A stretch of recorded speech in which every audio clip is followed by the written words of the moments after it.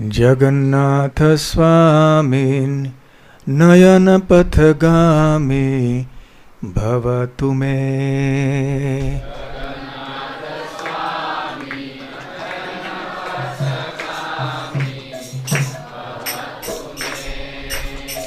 जगन्नाथ स्वामिन् नयनपथगामी भवतु मे।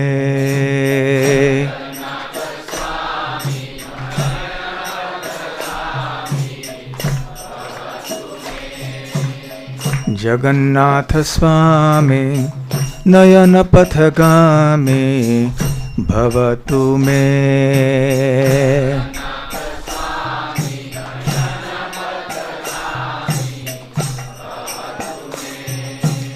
जय जगन्नाथ जय जगन्नाथ, जय बलदेवा जय सुभद्रा।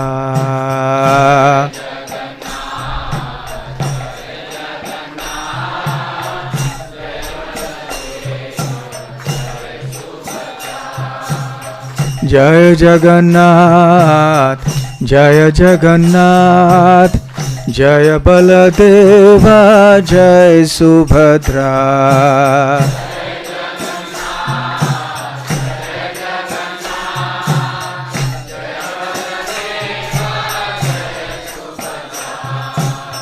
जय जगन्नाथ जय जगन्नाथ, जय बलदेवा जय सुभद्रा।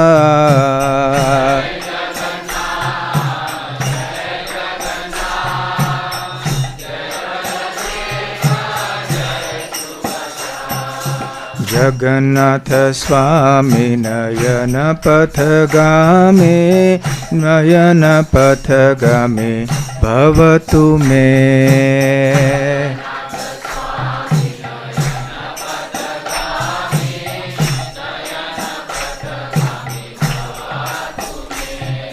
जगन्नाथ स्वामी नयन पथगामी नयन पथगामी भवतु मे।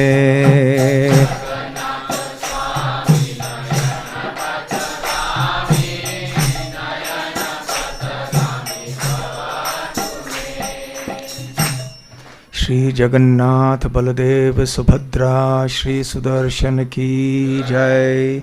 श्री स्नान यात्रा महोत्सव की जय। गौर प्रेमानंदे हरि हरि बोल। हरे कृष्णा। साधारणतः किसी का भी जन्मदिन आनंद का दिन होता है, कम से कम उस व्यक्ति के लिए। तो अन्यों के लिए हो ना हो वो निर्भर करता है कि वो व्यक्ति कैसा है। परंतु साधारणतः सब लोग बड़े आतुरता से प्रतीक्षा करते हैं कि हमारा जन्मदिन कब आएगा। परंतु भगवान के भक्त अपने जन्मदिन की इतनी प्रतीक्षा नहीं करते हैं। वो भगवान के आविर्भाव दिवस की प्रतीक्षा करते हैं और इसमें अधिक आनंद लेते हैं, दिव्य आनंद। वास्तव में देखा जाए तो अपने जन्मदिन में कौन सी बड़ी बात है। हम कौन से इतने बड़े व्यक्ति हैं कि हमारा जन्मदिन कोई महत्वपूर्ण दिन है। हमारे ऐसे करोड़ों करोड़ों लोग हैं दुनिया में, सबके जन्मदिन होते हैं। तो हमारा भी जन्मदिन हो गया तो कौन सी बड़ी बात है। दुनिया को क्या फर्क पड़ गया हम दुनिया में आए नहीं आए। परंतु भगवान जब आए दुनिया में तो ये बहुत महत्वपूर्ण घटना है। भगवान के आविर्भाव दिवस को मनाने से भगवान के भक्तों को परम दिव्य आनंद की प्राप्ति होती है।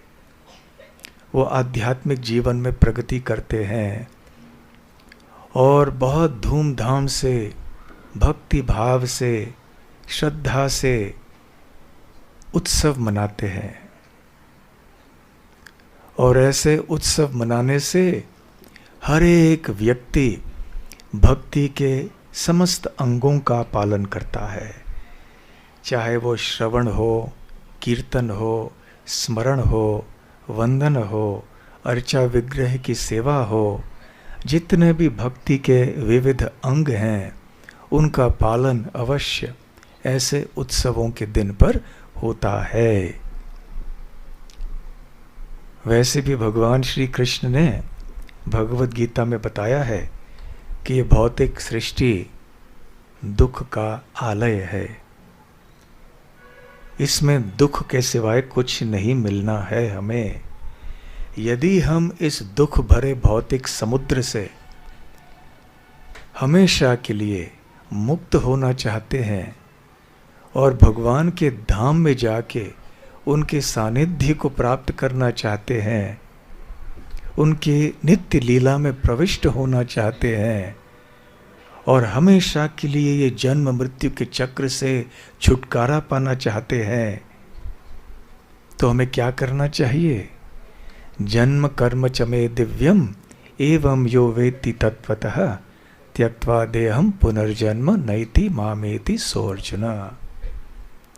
भगवान श्री कृष्ण कहते हैं कि हे अर्जुन, जो व्यक्ति तत्वतः मेरे जन्म और मेरे कर्म को, दिव्यता को, अलौकिकता को जान लेता है भली भांति, उसे यहाँ पर भौतिक जगत में जन्म नहीं लेना पड़ता है, परंतु वो मेरे धाम को प्राप्त हो जाता है, मृत्यु के पर विजय प्राप्त कर लेता है। कौन ऐसा व्यक्ति है जिसकी होश यदि ठिकाने में हो तो वो नहीं चाहेगा कि मैं जन्म, मृत्यु, बुढ़ापा और बीमारी, इन 4 चीज़ों से सदैव के लिए मुक्त हो जाऊं? कौन ऐसा नहीं चाहेगा? और यदि कोई ऐसे चाहता है तो हम जान सकते हैं कि कितने अज्ञान का घोर अंधकार उस पे छाया हुआ है। तो भगवान श्री कृष्ण ने इतना एक सुलभ और आनंदप्रद मार्ग हम सब के लिए प्रदान किया हुआ है। भगवान के विविध आविर्भाव दिवसों में, या जब आविर्भाव दिवस या बड़े उत्सव नहीं भी होते हैं, फिर भी हम भगवान के भक्तों के संग में आते हैं, उनके मंदिर में आते हैं, घर में भी जब होते हैं तो भक्ति करते हैं और इस प्रकार से आध्यात्मिक जीवन में और मनुष्य जीवन की सफलता प्राप्त करने के मार्ग में प्रगति करते हैं।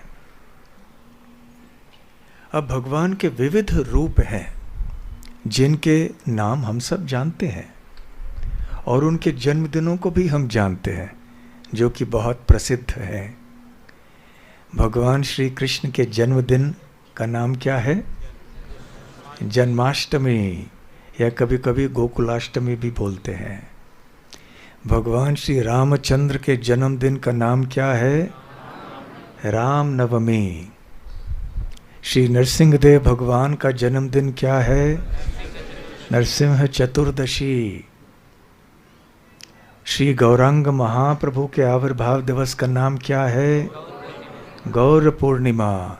श्री नित्यानंद प्रभु के आविर्भाव दिवस का नाम क्या है? नित्यानंद त्रयोदशी। वामन देव भगवान के आविर्भाव दिवस का नाम क्या है? वामन द्वादशी। भगवान जगन्नाथ के आविर्भाव दिवस का नाम क्या है? स्नान यात्रा, स्नान पूर्णिमा, देव स्नान यात्रा। तो आज का जो दिन है वो भगवान जगन्नाथ का जन्मदिन है। तो आज हम भगवान जगन्नाथ को हैप्पी बर्थडे कहने के लिए आए हैं, ताकि हमारे दुनिया के हैप्पी बर्थडे को हम भूल जाएं और भगवान के आविर्भाव दिवस को बहुत भक्ति भाव से मनाएं। वास्तव में ये जन्म शब्द भगवान के आगमन के लिए या प्राकट्य के लिए उचित शब्द नहीं है। वास्तव में ये शब्द हमारे लिए भी उचित नहीं है। क्यों? क्योंकि हम शरीर नहीं हैं। शरीर का जन्म होता है, शरीर का अंत होता है, परंतु हम तो शरीर नहीं हैं, हम तो आत्मा हैं। आत्मा का न तो कभी जन्म होता है न कभी मरण। न जायते म्रियते वा कदाचिन न यम भूत्वा भवितावान भूयः इत्यादि। तो भगवत गीता का प्राथमिक शिक्षण ही यही है कि आत्मा का जन्म नहीं है, आत्मा का मरण नहीं है। तो जब आत्मा का कोई जन्मदिन नहीं होता और आत्मा जब भगवान का अंश है, कण मात्र एक अंश है, सनातन अंश है, तो फिर भगवान का जन्मदिन कैसे होगा? जब हम जन्म की बात करते हैं तो अभिप्राय या तात्पर्य ये होता है कि इसके पहले हम नहीं थे, अभी हमारा जन्म हुआ। जैसे किसी व्यक्ति का जन्म होता है और इस रूप में इसके पहले वो था नहीं, और जब उसकी मृत्यु हो जाएगी उस रूप में वो रहेगा नहीं। मृत्यु के बाद स्मशान में उसका शरीर जलाया जाएगा, शरीर राख में परिवर्तित हो जाएगा, फिर वो कहाँ गया? व्यक्ति खत्म हो गया। उसी प्रकार से जन्म से पहले माँ के गर्भ में था, उसके पहले कहाँ था? वो शरीर कहाँ था? था ही नहीं। तो साधारण तौर से भाषा में जब हम साधारण भाषा का प्रयोग करते हैं, शब्दों का एक अर्थ होता है, एक तात्पर्य होता है। तो संसार में रह के इन शब्दों का अर्थ हमारे मन में रह जाते हैं और भगवान के लिए भी इन शब्दों का प्रयोग हम कर देते हैं। परंतु वास्तव में जब आत्मा का जन्म नहीं होता, न मरण होता है, तो भगवान का भला जन्म और मरण कैसे हो सकता है? फिर भी क्योंकि आत्मा एक शरीर में नए शरीर को धारण कर रहा है, इसलिए इसे हम जन्म कहते हैं। उसी प्रकार से जब भगवान श्री कृष्ण अपने विविध अवतारों में प्रकट हो जाते हैं इस भौतिक सृष्टि के भीतर, तो हम इसे जन्म कहते हैं, क्योंकि जन्म शब्द के आदि हम हो चुके हैं। परंतु आध्यात्मिक भाषा का सही प्रयोग यदि किया जाए तो हम कहते हैं प्राकट्य या तो फिर आविर्भाव। और जब भगवान यहाँ अपनी लीला करके समाप्त करके निज धाम को चले जाते हैं तो हम मृत्यु नहीं कहते, हम कहते हैं अप्राकट्य या तिरोभाव। और श्री कृष्ण, श्री रामचंद्र, श्री गौरांग महाप्रभु, श्री नरसिंह देव इत्यादि वो जैसे हैं वैसे ही प्रकट हुए यहाँ पर इस भौतिक जगत में। तो उनका आविर्भाव एक प्रकार का है। परंतु भगवान जगन्नाथ के जब हम प्राकट्य या जन्मदिन की बात करते हैं तो इसमें थोड़ा अंतर है, क्योंकि भगवान जगन्नाथ विग्रह या श्री मूर्ति के रूप में प्रकट हुए हैं। यद्यपि भगवान और उनके श्री मूर्ति में अंतर नहीं है, फिर भी क्योंकि भगवान जगन्नाथ का रूप इतना विशेष है, ये श्री मूर्ति इतनी विशेष है, इसलिए हम भगवान जगन्नाथ के प्राकट्य को बहुत विशेष मानते हैं। वैसे और बहुत सारे हमारे बड़े बड़े मंदिर हैं जिनके प्राकट्य दिवस मनाए जाते हैं। जैसे नरसिंह चतुर्दशी के पहले दिन राधा रमण जी वृंदावन में प्रकट हुए। तो इस प्रकार से भगवान के महत्वपूर्ण जो विग्रह होते हैं, जब वो प्रकट होते हैं उनको भी उनका जन्मदिन या प्राकट्य दिन माना जाता है। भगवान जगन्नाथ तो बहुत प्रसिद्ध रूप हैं भगवान के, अद्भुत रूप हैं। और उनका रूप बड़ा अद्भुत इसलिए है कि बड़ी बड़ी आँखें हैं, हाथ, और उनके हाथ तो पूरे शरीर में आ चुके हैं, उनके चरण कमल दिखते ही नहीं हैं, और ऐसे गोल सा उनका स्वरूप है। और वो भी लकड़ी से बने हुए, पेड़ से बने हुए हैं। साधारणतः जितने प्रसिद्ध मूर्तियां हैं वो तो या तो धातु के बने हुए होते हैं या पत्थर के बने हुए होते हैं, परंतु भगवान जगन्नाथ विशेष हैं। उनको दारु ब्रह्म कहते हैं। दारु अर्थात वृक्ष, ब्रह्म अर्थात स्वयं भगवान। तो स्वयं भगवान ने ऐसे वृक्ष, एक लकड़ी के रूप में ये रूप धारण किया है। भगवान श्री कृष्ण हो, श्री राम हो, भगवान के विभिन्न अवतार हों, वो श्री मूर्ति के रूप में क्यों प्रकट होते हैं? भक्तों की सेवा स्वीकार करने के लिए, भक्तों को सेवा करने का अवसर प्रदान करने के लिए। अन्यथा हम कैसे सेवा करेंगे भगवान की? हमारी इंद्रियों को उनकी सेवा में कैसे लगाएंगे? परंतु जब भगवान श्री विग्रह के रूप में प्रकट होते हैं और वो वैसे ही दिखते हैं जैसे कि वो आध्यात्मिक जगत में दिखते हैं, कोई अंतर नहीं है, तो फिर हमें बड़ा आनंद होता है उनका दर्शन करके। उनको भोग अर्पण करते हैं, नैवेद्य, उनकी पूजा अर्चना करते हैं षोडशोपचार से, आरती करते हैं, श्रृंगार करते हैं, बड़े बड़े उत्सव मनाते हैं उनकी प्रसन्नता के लिए। इस प्रकार से हमारी इंद्रियां पूरी तरह से भगवान की सेवा में लग जाती हैं और ऐसे सेवा करते करते भगवान के प्रति प्रेम उत्पन्न हो जाता है। हमारे जीवन का उद्देश्य है भगवान से प्रेम करना, परंतु प्रेम यूं ही नहीं उत्पन्न होता है। जब सेवा हम करते हैं तब प्रेम उत्पन्न होता है।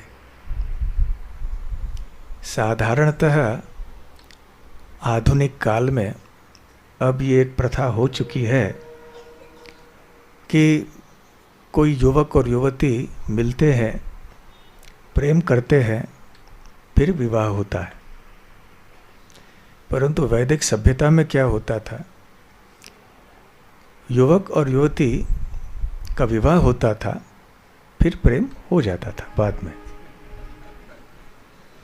आधुनिक काल में विवाह, प्रेम पहले, विवाह बाद में, और झगड़े उसके बाद में। परंतु वैदिक सभ्यता के अनुसार पहले विवाह, और प्रभुपाद जी बोला करते थे विवाह के बाद जब दोनों पति पत्नी एक दूसरे की सेवा करते हैं तो सेवा करके धीरे धीरे से प्रेम उत्पन्न होता है। सेवा के बिना प्रेम नहीं का कोई मतलब नहीं है। हम यदि कहें भगवान से प्रेम करते हैं परंतु सेवा करने के लिए तैयार नहीं है तो क्या लाभ है? किस प्रकार का प्रेम है ये? केवल शब्दों में प्रेम नहीं होता, कृति में लाने की आवश्यकता है।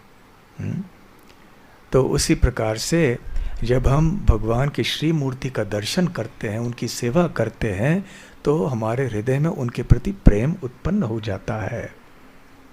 तो भगवान जगन्नाथ ऐसे बहुत विशेष भगवान के श्री विग्रह हैं। इस संपूर्ण ब्रह्मांड की जो अवधि है करोड़ों करोड़ों वर्षों की है, और इसके लिए एक गणित का प्रवचन देना होगा। इसकी लंबाई कितनी है इसको समझने के लिए, परंतु इतना कहना पर्याप्त है कि करोड़ों करोड़ों करोड़ों सालों लंबी है ये ब्रह्मांड की अवधि, और ये है हमारे सृष्टिकर्ता ब्रह्मा जी के 100 वर्ष। और हम भी लगभग 100 वर्ष जीते हैं। 100 वर्ष तो कोई नहीं जीता है, कोई 90, कोई 80, कोई 70, कोई 60, परंतु अधिक से अधिक कलयुग में व्यक्ति 100 साल तक जीता है। तो हम जब 100 साल तक जीते हैं तो हमें लगता है पूरी आयु हमारी हो गई। ब्रह्मा जी की भी आयु ऐसे 100 साल की होती है। उनके गणना के अनुसार छोटे जो कीड़े होते हैं उनकी जीवन की अवधि बहुत कम होती है। उन्हें लगता है कि ये भी मेरी 100 साल की आयु समाप्त हो गई, तो वो भी अपने हिसाब से 100 साल जीते हैं। हम भी हमारे 100 साल जीते हैं। ब्रह्मा जी उनके 100 साल जीते हैं, परंतु ब्रह्मा जी के 100 साल बहुत लंबा है, बहुत लंबे समय की अवधि है।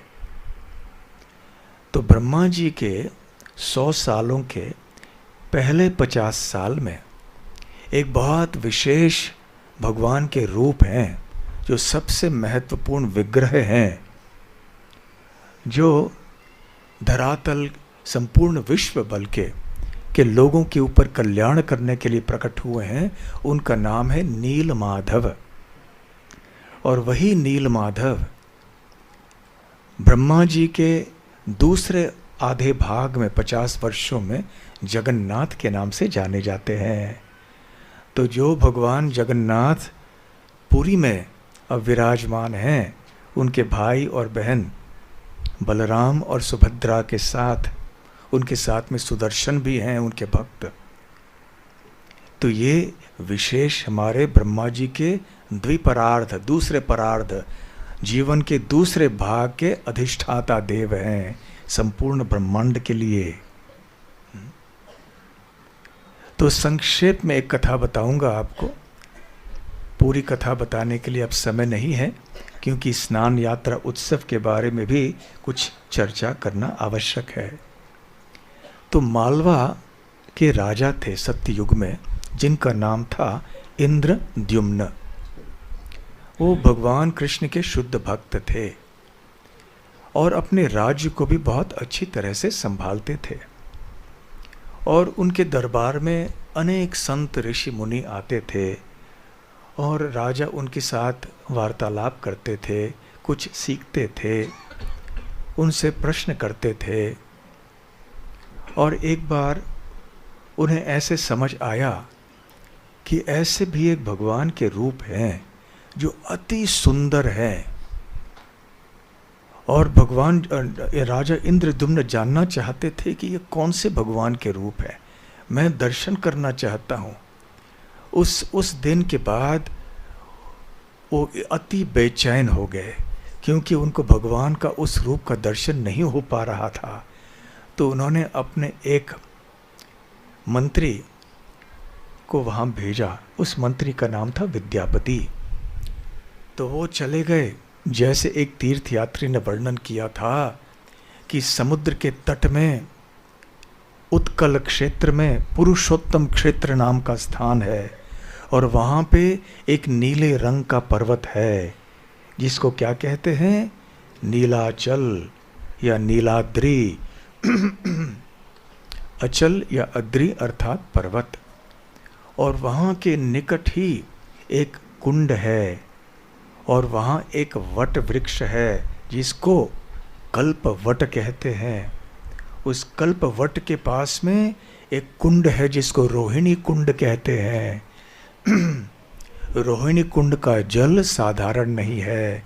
जो भी व्यक्ति उस जल का स्पर्श करता है वो मुक्त हो जाता है, उसे वैकुंठ जगत की प्राप्ति होती है। और वहीं पास में भगवान श्री कृष्ण नील माधव के रूप में एक गुफे के अंदर विराजमान हैं, और वो बहुत ही सुंदर हैं। तो राजा इंद्रद्युम्न के निवेदन पर विद्यापति चलते गए अवंती से पहुंच गए महानदी, नदी के तट पर। वहाँ पे पार करके एक आम्रकानन शिवजी के स्थान भुवनेश्वर में पहुँचे।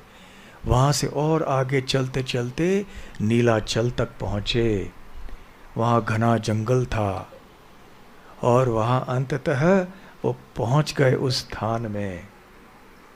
और वहाँ पे थोड़े शबर समाज के लोग रहते थे। शबर अर्थात जो वहाँ के आदिवासी लोग थे। पर विशेष बात ये है कि ये लोग नील माधव के बहुत परम सेवक और भक्त थे। और उनके जो मुखिया थे, प्रमुख थे, उनका नाम था विश्वावसु। तो ये विश्वावसु प्रतिदिन वहाँ जाके सेवा करते थे। और जब विद्यापति उनसे मिले, उन्होंने निवेदन किया उनसे कि हमें भी दर्शन कराइए, हमारे राजा के आदेश के अनुसार हम यहाँ पर आए हैं। तो विश्वावसु ने कहा, मुझे पता है, पहले से ही एक भविष्यवाणी हुई है कि एक राजा जिनका नाम है इंद्रद्युम्न यहाँ पर आएंगे, परंतु जब यहाँ पहुँचेंगे तब तक नील माधव अप्रकट हो जाएंगे। वो इस रूप में नहीं दिखाई पड़ेंगे कभी भी इस सृष्टि में। परंतु हे विद्यापति, आप राजा को ये बात नहीं कहना, भगवान कोई और रूप में प्रकट हो जाएंगे। तो विद्यापति को उन्होंने दर्शन कराया। विद्यापति ने नील माधव का दर्शन करके बहुत आनंद का अनुभव किया, भाव विभोर हो गए वो। ये विग्रह कैसे था? इंद्र नील मणिमय विग्रह। इंद्र नील मणि, ये बहुत मूल्यवान और सुंदर मणि है। इसको इंद्र नील मणि कहते हैं। तो ये विग्रह इंद्र नील मणि से बना हुआ है। ये मणि नीले रंग के होने के कारण उनका नाम हुआ नील माधव। तो ये इंद्र नील मणिमय नील माधव का विग्रह का दर्शन किया और बस दिव्य आनंद के लहरों में वो झूमते रहे विद्यापति। और जो भी कंद मूल आदि जंगल में पाए जाते थे, उनसे विश्वावसु और उनके साथी नील माधव की सेवा करते थे। बल्कि विश्वावसु ने विद्यापति से कहा कि यहाँ पर प्रतिदिन स्वर्गलोक से देवतागण आते हैं, इंद्र, चंद्र, वरुण इत्यादि, और वो यहाँ पर रोज प्रतिदिन स्वर्गलोक से कुछ उपहार, भोग आदि लेकर आते हैं नील माधव की सेवा के लिए। आखिर ये तो संपूर्ण जगत के जो स्वामी हैं, और इसलिए ये जो फूलों की माला है, ये स्वर्गलोक के फूलों की माला है। ये मुरझाएंगे नहीं कभी, ताज़े रहेंगे। और उनका सुगंध का अनुभव जब किया, वो भी भाव विभोर हो गए। और जो प्रसाद का स्वाद लिया, वो भी अतुलनीय, अप्रतिम। तो फिर उन्होंने वो हार लिया और फिर चल पड़े अपने राजा को दिखाने के लिए। पहुंच गए अवंती। राजा को सारे समाचार उन्होंने दे दिया, नील माधव का वर्णन किया। सारे भरी सभा में वहाँ पे सारे मंत्री थे वहाँ के, और शहर के नागरिक भी आए थे। बड़े आतुरता से सभी लोग सुन रहे थे। राजा इंद्रद्युम्न ने ठान लिया कि मैं यहाँ मेरे सारे प्रजा को लेकर मैं वहाँ पर चले जाऊँगा, और मैं वहीं पे एक शहर बनाऊँगा नीलाचल में, मैं वहीं पर रहूँगा। और फिर एक शुभ मुहूर्त ढूंढा गया। पंचमी तिथि इस ज्येष्ठ महीने में, आज ज्येष्ठ पूर्णिमा है। तो सारे चल पड़े, सब अपने हाथी घोड़ा पालकी जय कन्हैया लाल की कह के चल पड़े।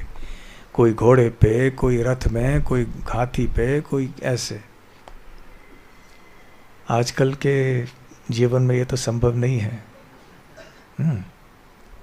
उस समय में ना उनके घर में कोई फ्रिज था, ना कोई वॉशिंग मशीन था, ना कोई टीवी था, ना कुछ। सादा जीवन जीते थे, फिर भी ऐश्वर्यशाली थे। तो सारे चल पड़े वहाँ से, महानदी को पार करके फिर पहुँच गए एकाम्रकानन, फिर आ गए नीलाचल। और वहाँ जब आए तो उत्कल के राजा भी आए कि यहाँ भीषण एक अकाल पड़ गया है, और तूफान होने के कारण इतनी धूल आ गई यहाँ पे कि ये संपूर्ण जो पहाड़ है ये धूल से ढक गया है। अब नील माधव दर्शन नहीं दे रहे हैं। तो राजा का हृदय टूट गया। इंद्रद्युम्न राजा ने कहा, मैंने कौन से बड़े अपराध किए होंगे कि आज मुझे नील माधव के दर्शन भी नहीं मिल रहे हैं। परंतु वहाँ नारद जी साथ में थे। नारद जी ने कहा, कोई चिंता की बात नहीं है, ये भगवान की ही इच्छा है, इनकी ही योजना है।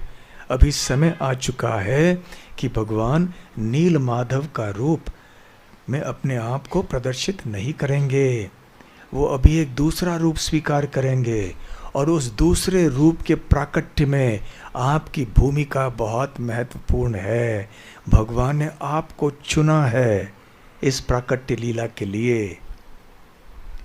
तो राजा इंद्रद्युम्न को ये पता चला कि इस समुद्र में एक विशेष दिन पर, एक विशेष समय एक विशेष स्थान पर कोई ऐसे दारू ब्रह्म अर्थात वृक्ष के लकड़ी जो है वो बहते हुए आएंगी, उन पे शंख चक्र गदा आदि के चिन्ह होंगे, तो उनके उठा के उनको उनसे फिर विग्रह या श्री मूर्ति बनाने होंगे। और जब उस समय वो समुद्र के तट पे पहुँचे तो उस समय चमत्कार क्या देख रहे हैं कि ये वास्तव में जैसे स्वप्न में देखा था, जैसे वो भविष्यवाणी हुई थी, वैसे ही वो लकड़ी वहाँ पर चले आए। उठाना संभव नहीं हुआ उनके लिए। उस समय विश्वावसु को बुलाया, विद्यापति को बुलाया, तब आसानी से वो उठ गए। उठ के राजा अपने पास लेकर आए और तरह तरह के लोग आए, शिल्पकार, परंतु कोई अपने औजारों से कुछ कर ही नहीं पाए। अंततः एक बूढ़ा व्यक्ति आ गया और इस बूढ़े व्यक्ति ने कहा कि मैं मूर्ति की स्थापना मैं मूर्ति को बनाऊंगा, परंतु एक शर्त है कि 15 दिन मुझे लगेंगे, परंतु इस दौरान किसी को दरवाजे पे खटखटाना नहीं है, किसी को अंदर नहीं आना है। और ये भी भविष्यवाणी हो चुकी थी कि कोई बाहर जाके यदि वो जो शिल्पकार है, वो जो काम कर रहा है, उसकी आवाज़ सुनेंगे तो व्यक्ति बहरा हो जाएगा, और यदि कोई अंदर जाके समय से पहले ये देख लेगा तो वो अंधा हो जाएगा। तो ऐसे समय बीतता गया। और राजा इंद्रद्युम्न की रानी, जिनका नाम था गुंडीचा, वो अपनी धीरज खो बैठी कि क्या हो रहा है, अंदर हो रहा है कि नहीं हो रहा है, ये तो बूढ़े आदमी हैं, जीवित भी हैं नहीं हैं, क्या हो रहा है अंदर, आप जरा जाके देखिए। तो बहुत आग्रह करने पर जब ऐसे दरवाज़ा खोल के देखा तो वैसे उस शिल्पकार वहाँ से अदृश्य हो गया। वो वास्तव में देवताओं का शिल्पकार विश्वकर्म थे वो। तो भगवान का रूप पूर्ण नहीं हो चुका था। तो इंद्रद्युम्न राजा को बहुत पछतावा हुआ कि अरे मैंने क्या कर दिया। परंतु फिर नारद जी ने कहा भगवान इसी रूप में प्रकट होना चाहते हैं, और यही रूप क्यों, इसके बारे में कभी और रथ यात्रा के समय हो, ये अन्य दिन पर चर्चा करेंगे। तो जैसे हम आज भगवान को देख रहे हैं हमारे सामने, जगन्नाथ, बलदेव, सुभद्रा, और जब अभिषेक में भी हमने बड़े विग्रहों को देखा, तो ठीक उसी रूप में भगवान वहाँ पर प्रकट हो गए। और फिर उनकी स्थापना करने का समय आ गया। स्वयं ब्रह्मा जी जो सृष्टि करता है वो यहाँ पर प्रकट हुए। नरसिंह देव भगवान की मूर्ति की स्थापना भी पास में हो गई थी।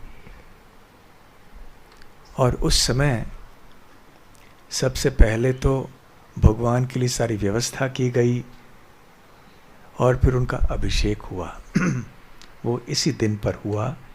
इसी दिन पर भगवान के श्री विग्रह इस रूप में प्रकट हुए। इसलिए इस दिन को, ज्येष्ठ पूर्णिमा को, भगवान जगन्नाथ का जन्मदिन या आविर्भाव दिन माना जाता है।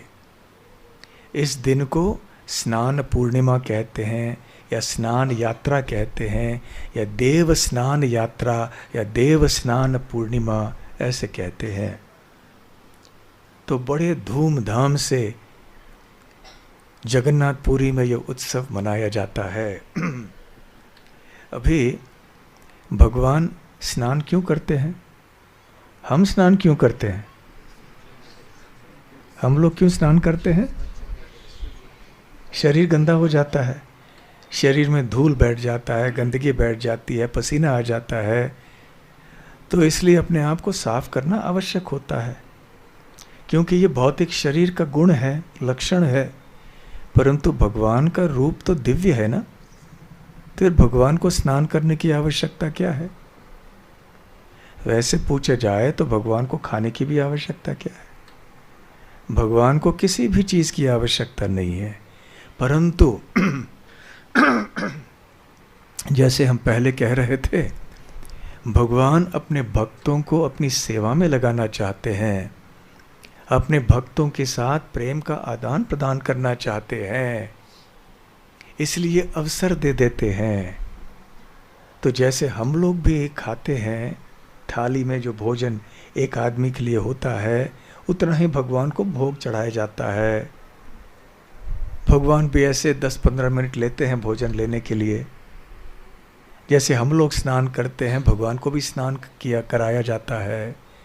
जैसे हम लोग प्रतिदिन सुबह उठकर वस्त्र पहनते हैं, स्वच्छ वस्त्र, वैसे भगवान को भी सुबह सुबह वस्त्र पहनाए जाते हैं।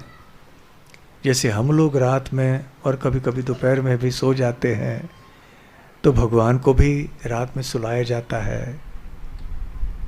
तो इस प्रकार से जब भगवान यहाँ पर प्रकट होते हैं, क्योंकि मनुष्य समाज में हमारे बीच में रहते हैं, तो इसलिए ये सारी चीज़ें भगवान के विग्रह के साथ भी होती हैं। ये भगवान इसलिए करते हैं क्योंकि वो हमारे ऊपर कृपा बरसाना चाहते हैं। तो जगन्नाथपुरी के जो भी विधि विधान हैं, जो भी वहाँ के उत्सव हैं, वो बड़े विशेष होते हैं। अन्य भगवान कृष्ण या विष्णु के मंदिरों में ऐसी प्रथाएं नहीं हैं जैसे कि जगन्नाथपुरी में है। जगन्नाथ मंदिर में एक विशेष बात यह है कि क्योंकि ये विग्रह दारू ब्रह्म हैं और उन पे प्राकृतिक जो खनिज के बने हुए रंग लगाए जाते हैं, और पानी यदि उन पे डाला जाए तो वो धुल जाएंगे। ये जो उनकी आँखें हैं, उनके अधर हैं, उनका नाक है, ये सब रंगों से बनाए हुआ है ना। अभी यहाँ पर तो रासायनिक पदार्थों से रंग लगाए गए हैं, परंतु जो बड़े विग्रह होते हैं भगवान के जगन्नाथपुरी में, उन पे रासायनिक पदार्थों का रंग नहीं लगाया जाता। खनिज आदि प्राकृतिक पदार्थों से वो रंग बनाए जाते हैं और वो लगाए जाते हैं। तो एक साल जब बीत जाता है ना, तो ये रंग धीरे धीरे कमज़ोर होने लगता है। तो इसलिए अभी ये स्नान यात्रा हो जाती है, क्योंकि भगवान को एक नया रंग देने के लिए एक अवसर चाहिए, कोई बहाना चाहिए। तो भगवान का जो अभिषेक होता है प्रतिदिन जगन्नाथपुरी में, उसमें कैसा अभिषेक होता है? आईने में भगवान को उनका ही प्रतिबिंब दिखाया जाता है, और पुजारी उस प्रतिबिंब को देखते हैं, प्रतिबिंब के ऊपर जल डालते हैं। यहाँ पर भी जो बड़े विग्रह होते हैं, हमारे यहाँ तो छोटे हैं, परंतु जहाँ पर बड़े विग्रह होते हैं, बड़े विग्रहों का अभिषेक कैसे किया जाता है? छोटे जो विग्रह होते हैं, जिनको उत्सव मूर्ति कहते हैं, उनका प्रत्यक्ष अभिषेक होता है। और क्योंकि ये छोटे उत्सव मूर्ति बड़े मूर्तियों के प्रतिनिधि होते हैं, जब छोटे मूर्तियों का अभिषेक होता है, तो ऐसे समझा जाता है कि बड़े मूर्तियों का भी अभी अभिषेक हो चुका है। तो जगन्नाथ भगवान के विग्रह या उत्सव मूर्ति कौन से हैं? उनका नाम क्या है? मदन मोहन। तो उनका अभिषेक तो होता है, परंतु भगवान जगन्नाथ के प्रतिबिंब का अभिषेक होता है केवल साल में एक दिन, और वो है आज के दिन।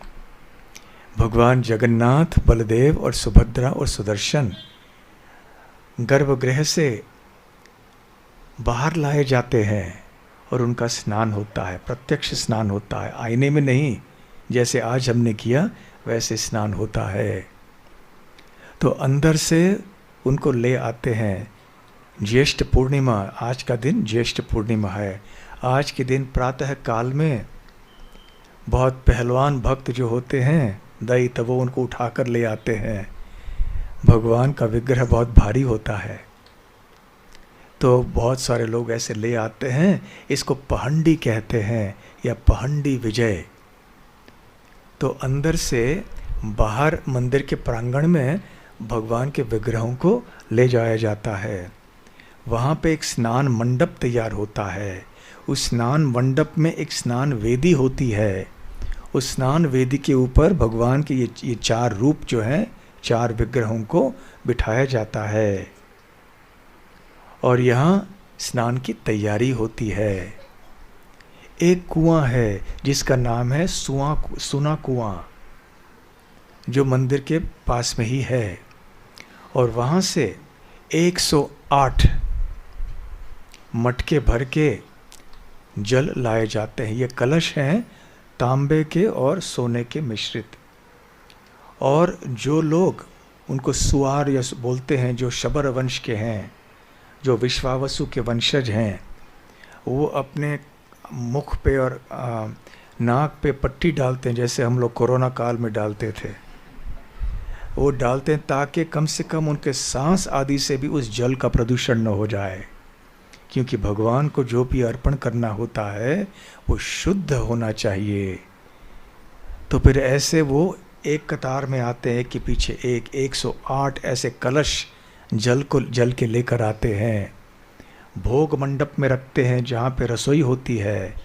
वहाँ पे एक विशेष ब्राह्मणों का वर्ग रहता है जो अनेक प्रकार के शुद्ध पदार्थों से, हल्दी, अगरू और ऐसे औषधियों के द्वारा उस जल को शुद्ध करते हैं।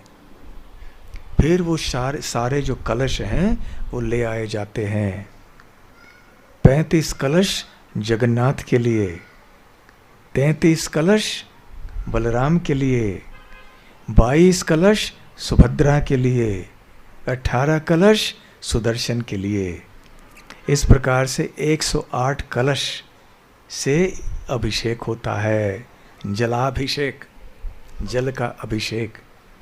क्योंकि साल भर तो भगवान ऐसे रहें और ये गर्मी का समय होता है, तो भगवान भी चाहते हैं कि ठंडे जल से कुछ स्नान करें।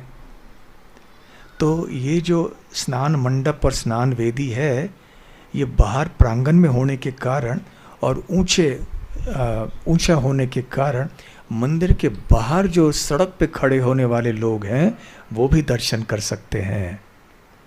तो इस दिन पर लाखों लाखों लोग वहाँ जगन्नाथपुरी में इकट्ठे हो जाते हैं भगवान का दर्शन करने के लिए। क्योंकि ऐसे बताया जाता है कि जो व्यक्ति इस भगवान के स्नान के उत्सव को देखेगा उसके सारे पाप नष्ट हो जाएंगे, उसके हृदय में भक्ति उत्पन्न हो जाएगी। इसलिए बहुत बड़ी संख्या में लोग वहाँ पर आते हैं और दर्शन करते हैं और तरह तरह से अभिषेक करते हैं। फिर औषधियाँ वगैरह भी अर्पण की जाती हैं। और इसके बाद क्या होता है, जब जल अर्पण किया जाता है भगवान को उनके शरीर के ऊपर, तो जितने भी रंग हैं वो मिट जाते हैं ना। वो तो रासायनिक पदार्थों के रंग नहीं हैं, मिट जाते हैं। इसलिए जल्दी से जल्दी उनको एक दूसरा वेश पहनाया जाता है, जिसको हाथी वेश कहते हैं। जैसे हाथी का सूंड होता है वैसे वो लगाया जाता है उनके ऊपर। इसके पीछे कई कथाएं हैं, परंतु एक जो लोकप्रिय कथा ऐसे है कि एक व्यक्ति आए थे वहाँ स्नान पूर्णिमा के दिन। वो गणेश जी के भक्त थे। जब उनको पता चला कि अरे मंदिर में गणेश जी नहीं हैं, तो वो उदास हो गए।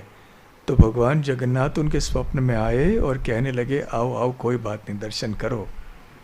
तो उसे संतुष्ट करने के लिए उन्होंने ऐसा रूप दिखाया उनको। तो उसके बाद से ये एक प्रथा हो गई वहाँ पर।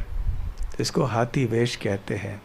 परंतु वास्तविक उद्देश्य इसका ये है कि क्योंकि भगवान के मुखारविंद से उनके शरीर से रंग धुल गया है, तो दिखने के लिए अच्छा नहीं लगता ना। हम जब भगवान का दर्शन करने आते हैं तो भगवान जगन्नाथ का भी रूप दर्शन करते हैं, तो कितना आनंद आता है। कितने अच्छे ढंग से भक्तों ने रंग किया होता है। परंतु यदि रंग सारे बिखरे हुए हैं तो हमारे हृदय में कुछ एक नकारात्मक भाव सी आ जाएगी, एक घृणा सी आ जाएगी। अरे रे रे कैसे दिख रहे हैं भगवान। और यदि ऐसा भाव आ जाए तो भगवान के प्रति ये अपराध हो जाएगा। ये अच्छा नहीं है ऐसे सोचना। तो इसलिए ये हाथी वेश लगाया जाता है। उसके बाद में क्या होता है, अब इतने शीतल जल से अभिषेक करने के बाद क्या हो जाता है, आपका भी अनुभव है कभी? आप धूप से आए, बहुत कड़ी धूप से आए, आपने एकदम से ठंडा जल पी लिया, ठंडे पानी में स्नान कर दिया, तो ऐसे कभी कभी बुखार आ जाता है। तो यहाँ भी भगवान को बुखार आ जाता है और 15 दिन भगवान दर्शन नहीं देते हैं। तो यही एकमात्र भगवान है जो 15 दिन बीमार हो जाते हैं, एक समय उसी समय पे बीमार होते हैं स्नान यात्रा के बाद। और ये बीमारी के लिए पीछे कारण क्या है? अनेक हैं। एक कारण तो ये है कि जो रंग उनके दिव्य शरीर से निकला हुआ है उसका पुनः रंगीन करना है।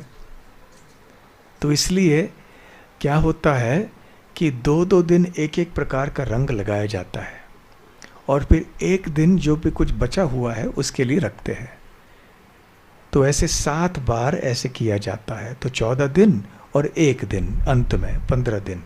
और 16वें दिन पे जब भगवान का रूप बिल्कुल अच्छा रंगीन और सब कुछ ठीक ठाक होता है तो 16वें दिन भगवान दर्शन देते हैं।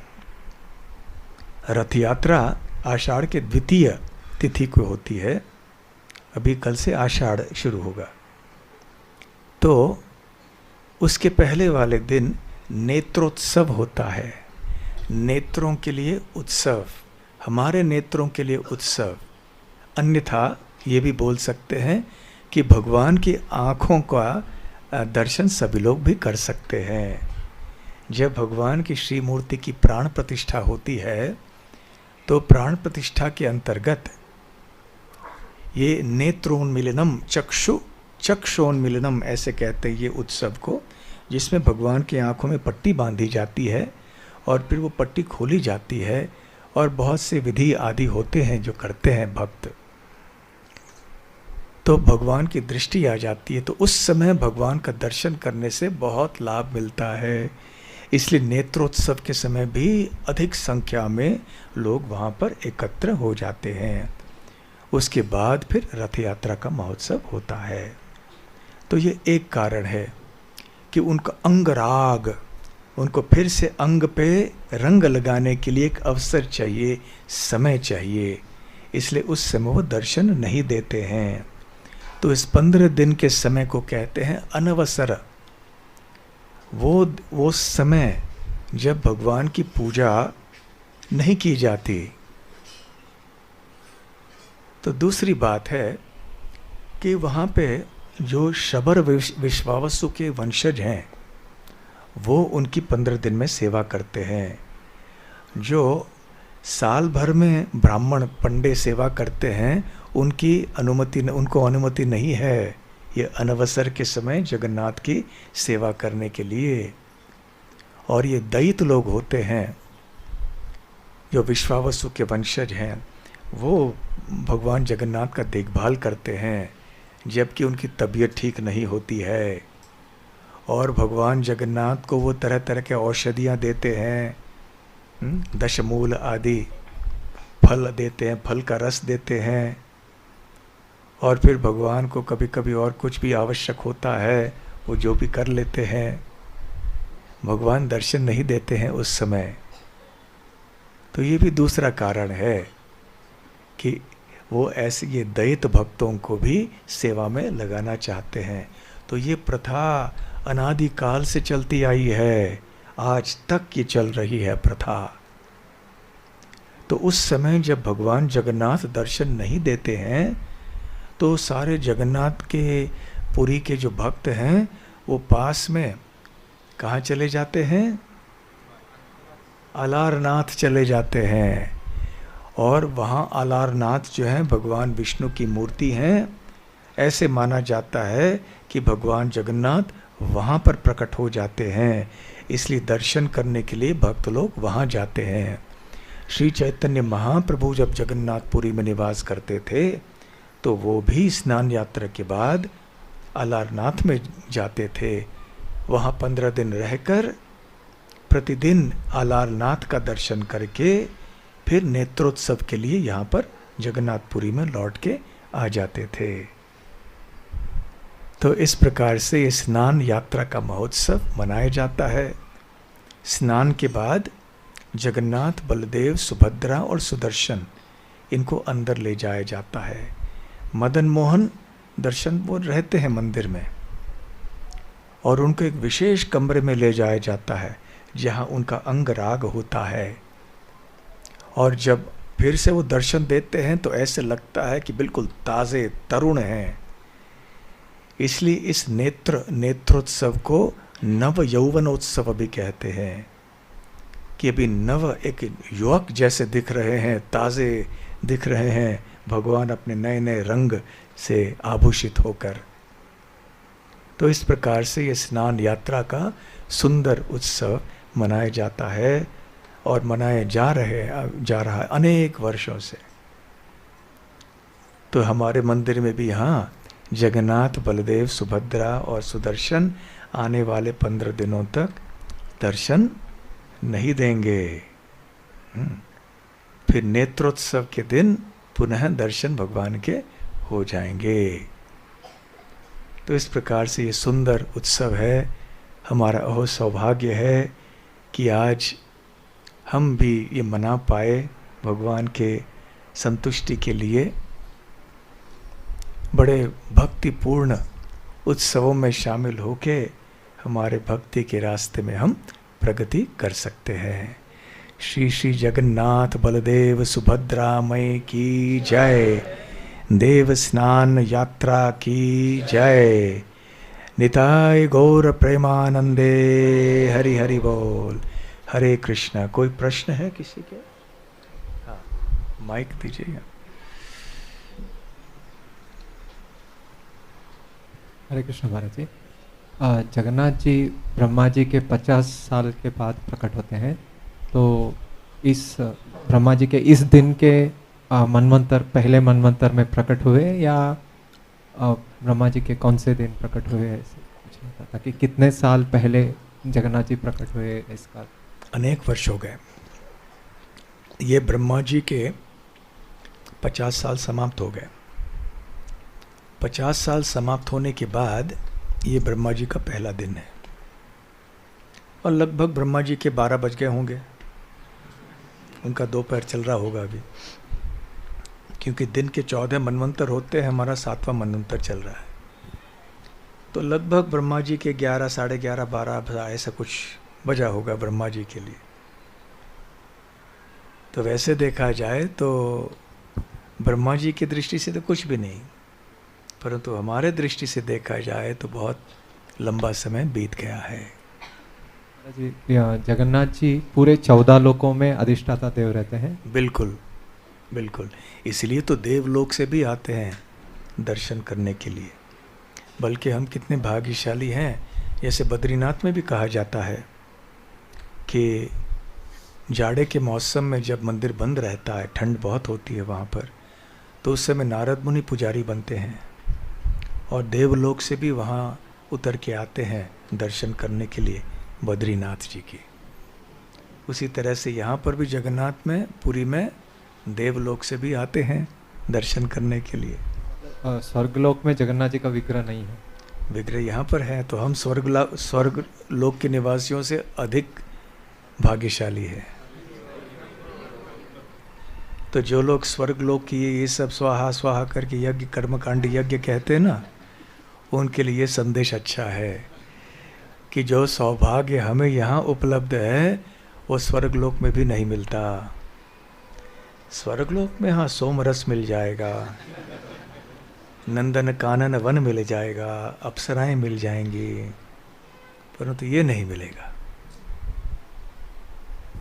ठीक है, हाँ पीछे पीछे। हरे कृष्ण महाराज जी, क्या कारण है कि ब्रह्मा जी के जो पहले 50 वर्ष है उसमें भगवान जगन्नाथ जी नहीं प्रकट होते?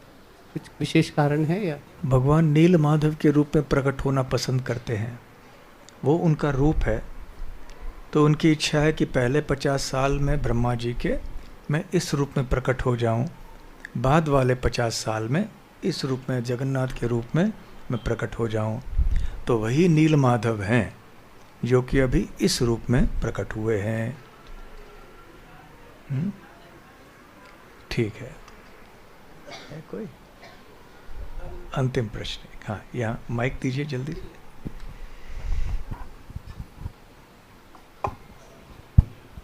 महाराज आपसे ही सुना था कि 15 दिन तक मतलब भगवान जगन्नाथ हमेशा बिजी रहते, तो अपने पत्नी को समय नहीं दे पाते, इसलिए 15 दिन लक्ष्मी की सेवा भी स्वीकार करते, ऐसा।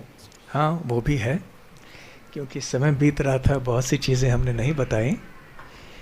इस समय को अनवसर कहते हैं, हमने ये कहा, लेकिन इस समय को निभृत भी कहते हैं।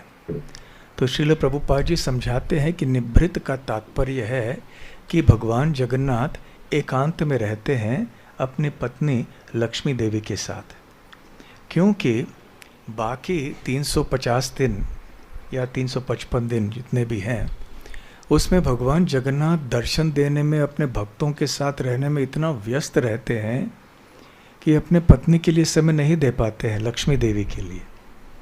तो कम से कम थोड़ा समय लगता है। हमने कहा था ना कि अनवसर के पीछे कई उद्देश्य हैं, तो ये भी एक उद्देश्य है कि लक्ष्मी देवी के साथ भी रहना चाहते हैं, इसलिए इसे निभृत कहते हैं। और जब रथ यात्रा का समय आता है तो भगवान जगन्नाथ जाना चाहते हैं वृंदावन, गुंडीचा मंदिर, और लक्ष्मी देवी अनुमति नहीं देती हैं। फिर भगवान जगन्नाथ को बहुत निवेदन करना पड़ता है हाथ जोड़ के, तब जाकर अनुमति मिल जाती है। और भगवान जगन्नाथ के 2 दिन में आ जाऊंगा, जल्दी से आ जाऊंगा, और नहीं आते हैं। इसलिए संसार के पति भी ऐसे ही होते हैं।